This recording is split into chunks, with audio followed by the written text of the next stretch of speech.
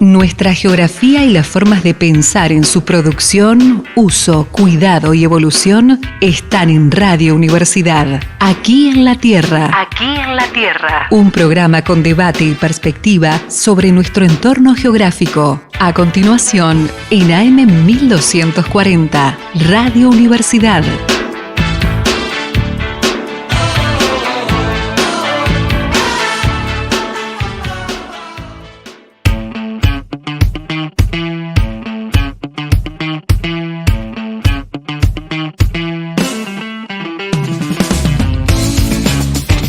¿Qué tal? Muy buenas tardes, bienvenidos a otro programa aquí en la Tierra. ¿Cómo están, chicas? Ya de regreso. Volvimos, muy lindo el viaje. Sí, bien, todo bien. Hermoso Tandil. Estuvimos en las jornadas de geografía con Ani. Estuvimos ahí parando en el campus de la uni, que es muy lindo también. Así que pudimos escuchar distintos temas. Todo muy interesante. Sí, o sea, una experiencia muy linda, más allá de poder presenciar los diferentes ejes y temáticas que había. Generar otros vínculos con otros compañeros u otras universidades y también conocer un montón de geógrafos importantes que hemos leído y los vimos en persona, entonces está bueno. Qué lindo tener una experiencia así, además conocer de primera mano a los autores que van viendo en la carrera, y eso también aporta, y esto que decías del compañerismo, sí, de otras universidades también. Hermosa experiencia, ¿no? Sí, está bueno, es recomendable, así que para el próximo año, sumarse. Sí, otra vez de vuelta. De una. Bueno, ¿qué tema tenemos para hoy? Bueno, hoy vamos a estar hablando sobre el fracking. Bueno, porque hoy, 11 de octubre, se celebra el Día Internacional contra el Fracking y tiene este objetivo de crear conciencia en la población mundial sobre los graves daños ambientales y sociales que produce el fracking, y que si continúa su práctica de esta manera indiscriminada, podría en grave riesgo todas las formas de vida que habitan nuestro planeta. Así es, y por eso le estuvimos preguntando a nuestros seguidores de radio aquí en la Tierra, en Instagram, si sabían qué es el fracking, y la mayoría opinaba que sí, casi con un 80%. Yo personalmente, antes de ponerme a investigar sobre este tema, no tenía mucha noción, una idea vaga en realidad. Sí, yo igual. Por ahí el concepto está como... lo escuchamos muchas veces, pero tal vez como que no focalizamos a ver qué es, qué pasa, qué genera, por qué, en dónde. Pero bueno, por ahí como conocido así levemente, sí. Exactamente, sí, por ahí al ser un término anglosajón también, bueno, uno dice, bueno, ya está, será una cosa que no se entiende así, como que parecido a como sucedía con gentrificación. Necesitaríamos como algo más en el español. Así que, pero cuando hablamos de fracking, ¿qué es lo que se entiende? El fracking también se lo conoce como fractura hidráulica, y es una práctica que se viene llevando a cabo en Estados Unidos y también en otros países del mundo, con el fin de extraer del subsuelo recursos como petróleo y gas de una manera no convencional. La técnica que se utiliza se realiza inyectando agua con arena y algunos productos químicos, y para esto es necesario ejercer una gran cantidad de presión y de esta forma extraer los recursos buscados. Y esto provoca fracturas y daños de gran magnitud en las distintas capas de los suelos. Así es. Y habías mencionado que se viene una práctica que viene llevándose a cabo en los Estados Unidos, y que justamente otra también de las preguntas que habíamos hecho es si se animaban a adivinar cuál es el mayor productor de petróleo en el mundo. Hasta hace unos años decían que por ahí era Arabia Saudita, que fue la que en realidad se llevó la mayoría de las respuestas, pero ahora, 2022... es Estados Unidos el mayor en el mundo, con más de 18 millones de barriles por día, aproximadamente. Una locura, no podemos dimensionar la cantidad de eso. ¿Y por qué ahora es Estados Unidos? Justamente por esta práctica de fracking. Ahora le lleva ventaja a los países de la OPEP, a la Organización de Países Exportadores de Petróleo, que son más que nada los de Medio Oriente, y justamente toma el primer lugar con esta cantidad descomunal de barriles gracias a esta práctica. Pero bueno, ¿cómo funciona a grandes rasgos el fracking? Bueno, para empezar podemos decir que el fracking puede estar básicamente en cualquier lugar que pueda tener potencialmente gas natural, que puede ser en el medio del desierto o tranquilamente en el patio de nuestras casas. Cualquier lugar potencial puede ser un lugar viable para hacer esta práctica. Entonces, si han tenido la oportunidad de ver la publicación de Instagram, hay una fotito que por ahí muestra un esquemita de cómo sería el proceso. Sí, esa foto te guía un poco más. Es- Bueno, sí. Lo hemos visto Exactamente. en un montón de lugares, en pelis o en noticias. Así que vayan al Instagram. Sí, y si no la recuerdan, bueno, ahora la revisan. Comienza, bueno, con un agujero vertical largo que hace de pozo y que es perforado a través de las distintas capas de sedimento. Cuando el pozo alcanza los 2.500 o 3.000 metros de altura, decimos que está en su punto de inicio y es donde comienza la perforación horizontal, girándose en 90 grados y se extiende horizontalmente 1,5 kilómetros a través de una capa negra comprimida llamada formación de capa de esquisto. En tercer lugar, un cañón de perforación especializado lo lleva al fondo y es disparado, y esto hace que se creen una serie de agujeros pequeños de 3 centímetros que atraviesan el recubrimiento del pozo hasta la capa de la roca. Esos pequeños agujeros de 3 centímetros son como esas, al final de lo que sería el De la perforación. de la perforación, sí, esas como rayitas que se ven en la imagen. Y después de 3 o 4 meses, o sea, una vez que se hace todo este proceso, lleva 3 o 4 meses de la perforación, el pozo ya está listo para comenzar la fracturación. Este fluido de fracturación es bombeado en el pozo a presiones muy altas que rompen las rocas de esquisto, creando fracturas en donde el gas y el petróleo pueden escapar. O sea, un trabajo Sí, arduo. Muy importante. Sí. sí, que lleva un largo tiempo también. Sí, ¿no? Y las maquinarias, o sea, como la fuerza y la presión que ejercen para romper. Y no sé, me parece como muy complejo. Sí, como que estábamos acostumbrados a que el petróleo y ese tipo de recursos como que aparecen en forma, bueno, líquida. No sé si se Sí. quiere decir así. Acá lo que hace es forzar a la roca a liberarlo. Claro. Complicado. Bueno, y este fluido es 90% agua y el resto es un concentrado de aditivos químicos. Y esto depende de las características del lugar donde se lleva a cabo el fracking, pero usualmente tiene 3 categorías. Ácidos, que son para limpiar escombros y disolver minerales. Los aditivos reductores de fricción, que sirven para crear una forma resbalosa de agua, llamado justamente fluido de baja fricción. Y por último, desinfectantes para prevenir el crecimiento de bacterias. Y bueno, también se mezcla arena o arcilla para mantener abiertas las fisuras. Yo lo que pienso es la cantidad de litros de agua que se debe utilizar para todo esto. Sí, eso es un poco de lo que nos preguntamos también, o sea, ¿por qué debe preocuparnos esta práctica? Y como vos decías, Ani, se necesita una cantidad enorme de agua dulce, de aproximadamente 19 millones de litros de agua dulce en solo un pozo o un ciclo, que es un montón.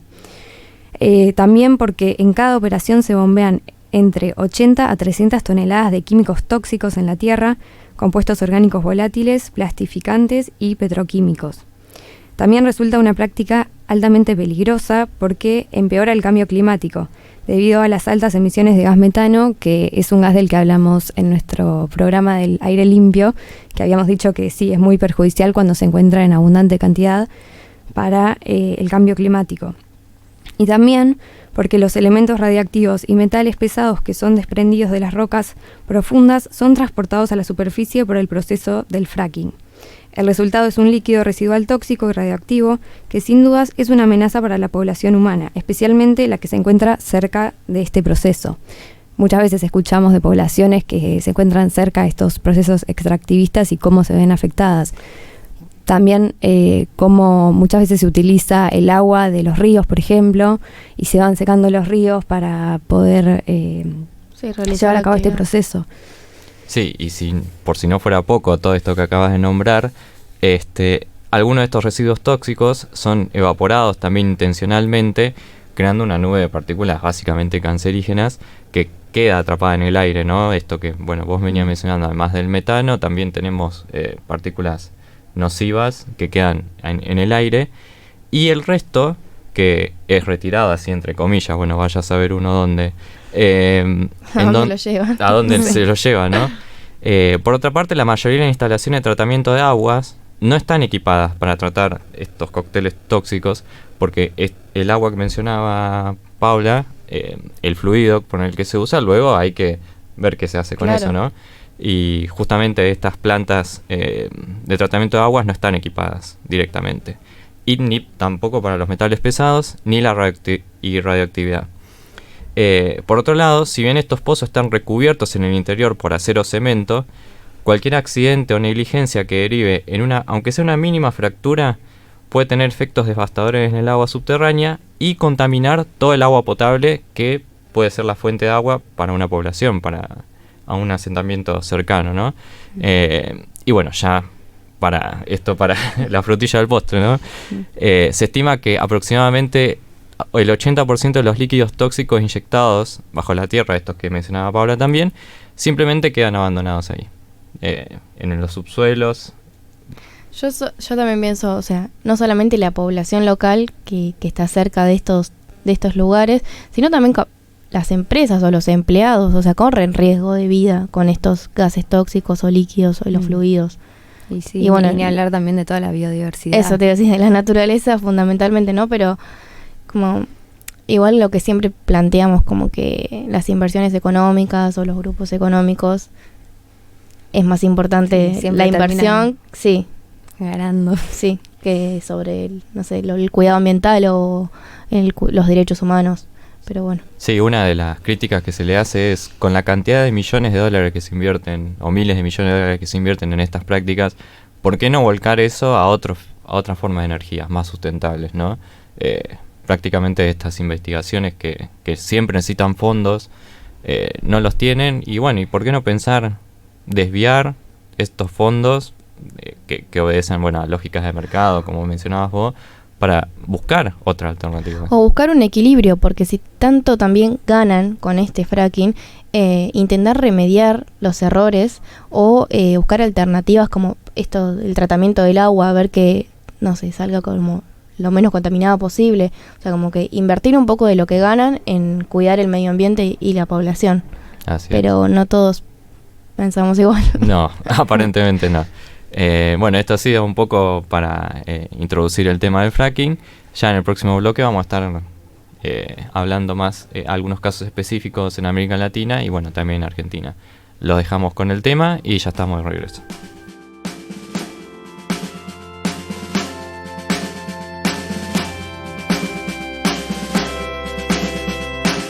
Cuando se derrumba el paisaje y no haya pista para el aterrizaje y los milagros ya no salven gente porque los santos se tiraron de un puente. Cuando el clima pierde el control y se le queme la piel al sol. Cuando la arena se quede sola y el océano se ahogue con sus propias olas. Cuando se sacuda el suelo y las nubes se caigan del cielo y los árboles estén de rodillas con los troncos flacos enseñando las costillas. Cuando no queden rastros ni huellas y la luna se estrelle contra las estrellas y se rompa lo que ya estaba roto. Aquí estaremos nosotros. 太阳被自己淹没，云在重重坠落地面。当太阳把自己灼伤，当太阳把自己灼伤，当树木只吐出废气，当树木只吐出废气，世界末日我们仍在这里。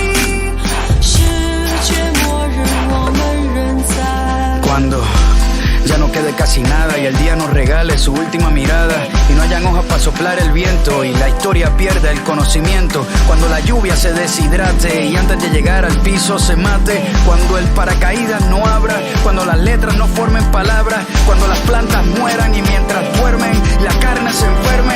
Cuando se derrite el polo norte, cuando los números no importen y los barcos no floten y los aviones choquen contra los trenes y exploten y los animales se coman entre ellos y las religiones se arranquen los cuellos. Cuando las banderas se prendan en fuego y todo pase ahora y nada pase luego y se acaben los segundos y las manos del tiempo ahorquen al mundo. Cuando todo vaya más despacio, cuando la materia ya no ocupe espacio y la gravedad se asuste y salgamos volando, ya, aquí estaremos esperando. 太阳被自己淹没，云在重重坠落地面。当太阳把自己灼伤，当太阳把自己灼伤，当树木只吐出废气，当树木只吐出废气，世界末日我们仍在这里，世界末日我们仍在，世界末日我们仍在，世界末日我们。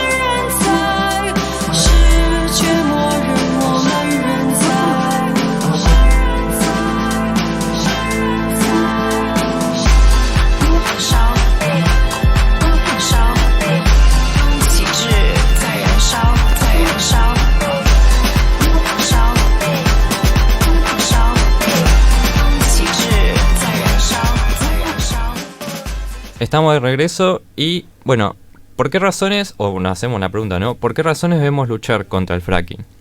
Como veníamos comentando en el bloque anterior, hay un sinnúmero de razones, ¿no? Para poder estar en contra de esta práctica. En la actualidad muchos países se han visto seriamente afectados por la puesta en marcha de esta técnica, que solo ha traído graves consecuencias al medio ambiente y también a la vida de los seres humanos. Y sin ir más lejos, en América Latina ya el fracking es, podemos decir, una triste realidad. Por ejemplo, en México, el actual presidente prometió un no al fracking, pero avanza progresivamente 6 nuevas áreas de exploración. Pemex, que es una empresa de petróleos mexicanos, anunció además fondos destinados para el shale, que esto es la roca de esquisto de formación sedimentaria que contiene gas y petróleo. Por su parte, Bolivia, en el 2013, firmó un acuerdo entre yacimientos petrolíferos fiscales bolivianos y la Argentina, que sería YPF, y asimismo Halliburton realizó una manufactura en Chuquisaca. Entonces, al no existir una ley que regule esta extracción, las empresas como las canadienses Cambria Energy firmó un permiso para explorar el bosque Miraflores en el Chaco boliviano. Entonces es como un tire y afloje, o sea, así invierten, pero no hay políticas que regulen, o sea, como nunca se va. Sí, por ahí el gobierno dice, no, estamos en contra, y por otro lado, desde el espacio salió sí. La aprobación para empezar a investigar. Sí, por otro lado también en Chile las empresas Shell y Chevron utilizan esta técnica, pero a menor escala. Y también en Colombia, que actualmente no hay fracking, aunque para ello se necesitó una resolución judicial. Sin embargo, se conoció en febrero de 2020 que se abrió el juego a los llamados proyectos pilotos de investigación integral sobre yacimientos no convencionales. Claro, como que buscan también taparlo con sí, otro... con otro nombrecito. Sí. Con otro nombre. Proyecto piloto. Sí. Y en el caso de Argentina, a pesar de los más de 10.000 millones de dólares en subsidios en el famoso yacimiento conocido como Vaca Muerta, las primeras estimaciones afirman que no es rentable económicamente. Por otra parte, también hay denuncias de irregularidades en el tratamiento de los residuos. Bueno, con respecto a esto de Argentina, estuvimos también haciendo una pregunta sobre si conocían en Argentina algún tipo de yacimiento de este estilo. La mayoría decía que sí, que es el de Vaca Muerta, sí, el más famoso si se quiere. También en Añelo, Neuquén, y en Allen, en provincia de Río Negro. Bueno, todo el sector cercano, ¿no?, a Vaca Muerta. Que sin dudas podemos decir que es la estrella del fracking en Latinoamérica, porque comenzó a operar en 2010 después de que se habían perforado más de 2.000 pozos. Y recordamos lo que nos comentaba Valen, un solo pozo aproximadamente, o un solo ciclo pozo, consume casi 19 millones de litros de agua. Así que estamos hablando de 2.000 pozos. A sacar la cuenta. Sí. Sin duda que Vaca Muerta es la segunda reserva más grande del mundo de gas no convencional y además la cuarta de petróleo no convencional. Su explotación le demandó al Estado grandes sumas de dinero debido a que el fracking también necesita financiamiento constante y los pozos tienen una vida útil aproximada de 3 a 5 años. Por otra parte, desde Vaca Muerta, una de las cuestiones que se suelen destacar a la hora de buscar inversores es que no hay poblaciones en la zona, lo que esto, bueno, es falso, ¿no? Porque por lo menos en su área de influencia hay casi 40.000 habitantes. También, un informe de la Fundación de Ambiente y Recursos Naturales destacó que los incidentes ambientales en Vaca Muerta se incrementaron junto a la expansión de la actividad. En concreto, se registraron 863 eventos en 2015, 868 en 2016, 703 en 2017 y 934 en 2018. Uno de los más conocidos fue un derrame petrolero que durante 16 horas se dio en el área de Loma Campana, donde operan YPF y Chevron. También en Alto Valle de Río Negro, en Allen, hubo varias fugas y al menos 2 de las cuales alcanzaron a los cuerpos de agua. Esto que comentábamos en el bloque anterior, que el riesgo potencial para la población, sobre todo en el consumo de agua potable, puede ser perjudicado por el tema del fracking. Y retomando a lo que vos mencionaste, Eliana, o sea, año a año los eventos van aumentando, o sea... son datos para tener en cuenta. Sí, es verdad, como que van incrementando. Sí, va progresivo. Y bueno, hay 2 basureros petroleros con denuncias por contaminación en Vaca Muerta, y la primera la presentaron en diciembre del 2018 Greenpeace y la Confederación Mapuche de Neuquén contra la empresa Treter de Neuquén, Sociedad Anónima. Entre otras cuestiones, se denunció que no está impermeabilizado ni tiene un canal de drenaje adecuado. Y bueno, la segunda fue una denuncia de la Asociación de Abogados Ambientalistas de la Argentina contra la Compañía de Saneamiento y Recuperación de Materiales, donde presentan marcadas evidencias que el 10% de los bolsones de arenas silíceas utilizadas para esta fractura hidráulica se rajan o se descosen en este proceso de estibaje. Cuando se rajan o se descosen, estas partículas pueden permanecer en suspensión y bueno, ser fácilmente transportadas por los fuertes vientos de la zona que ya conocemos. Entonces, esta exposición al sílice de manera prolongada en el tiempo puede provocar silicosis. Y también los temblores es un riesgo potencial del fracking, que por ejemplo en el pueblo de Sausal Bonito, que está próximo al yacimiento de Vaca Muerta, y en este último tiempo, tras el aumento del uso del fracking en la zona, sus vecinos no tardaron en percibir que los sismos eran frecuentes y que las paredes de sus casas se agrietaban. Y fueron más de 130 movimientos de este tipo solamente en el 2019. En febrero de 2020, técnicos del Instituto Argentino del Petróleo y el Gas publicaron un artículo en su sitio Shale en Argentina, en el que se preguntaron si la estimulación hidráulica podría activar fallas geológicas y generar terremotos de magnitud. La respuesta fue que esa posibilidad es nula o extremadamente poco probable. Sin embargo, varias investigaciones rebaten esta idea y algunos países como Estados Unidos, Reino Unido y China tomaron medidas al respecto.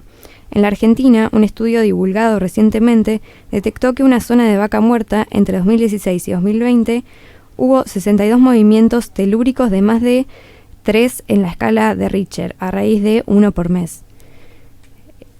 Sí, o sea, básicamente necesitamos estudios que no sean tan parciales, porque si lo hace el mismo Instituto Argentino va a decir que no pasa nada. Mientras que a nivel internacional, bueno, en realidad el fracking está prohibido en varios países del mundo, en muchos de Europa, por ejemplo, donde también se han hecho investigaciones al respecto. Entonces, bueno, como venían repasando, graves problemáticas ambientales, donde se perjudican las poblaciones cercanas, y también este tema de los temblores, de los sismos, que también es otra de las consecuencias del fracking, y que muchas personas lo niegan, porque... Sí, por sus intereses. Por intereses, claramente. Sí, tal vez yo creo que, por ejemplo, si se van y se instalan en una población pequeña, tal vez le dan como trabajo o empleo a gran parte de la población y bueno, harán ojos ciegos.